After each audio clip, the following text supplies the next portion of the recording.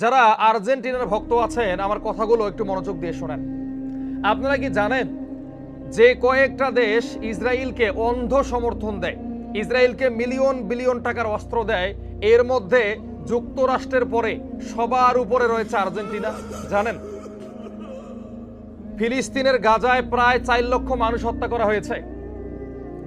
এই যে অস্ত্রগুলো ব্যবহার করা হয়েছে, এই অস্ত্রের অধিকাংশই দিয়েছে আর্জেন্টিনা। এই আর্জেন্টিনার পতাকাকে উড়িয়ে আপনারা গাজাবাসীর সঙ্গে বিশ্বাসঘাতকতা করছেন, ফিলিস্তিনের মানুষের সঙ্গে মশকরা করছেন।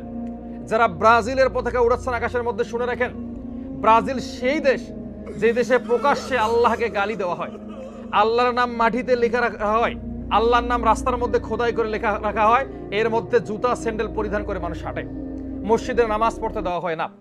এই সমস্ত দেশের পতাকা বাংলাদেশে উড়িয়ে বাংলাদেশের পবিত্র মাটিকে অপবিত্র করবেন না, গাজার মানুষের রক্তের সঙ্গে বেইমানি করবেন না, ওই যে সৌদি আরব, কাতার, কুয়েত, বাহরাইনের মতো মোনাফেক হবেন না। বাংলাদেশের প্রত্যেকটা যুবকের কাছে আমি আহ্বান করব, ব্রাজিল আর্জেন্টিনার পতাকা বাংলাদেশের মাটিতে উঠবে না। যদি কোনো পতাকা উঠে সেটা কালো পতাকা উঠবে, যে পতাকা থাকবে খোরাসানের বাহিনীর হাতে, যে পতাকা থাকবে ইমাম মাহাদির সৈনিকের হাতে, সেই পতাকা আপনারা উঠান। আপনারা খেলা দেখেন, সমর্থন করেন, কোনো আপত্তি আমার নাই।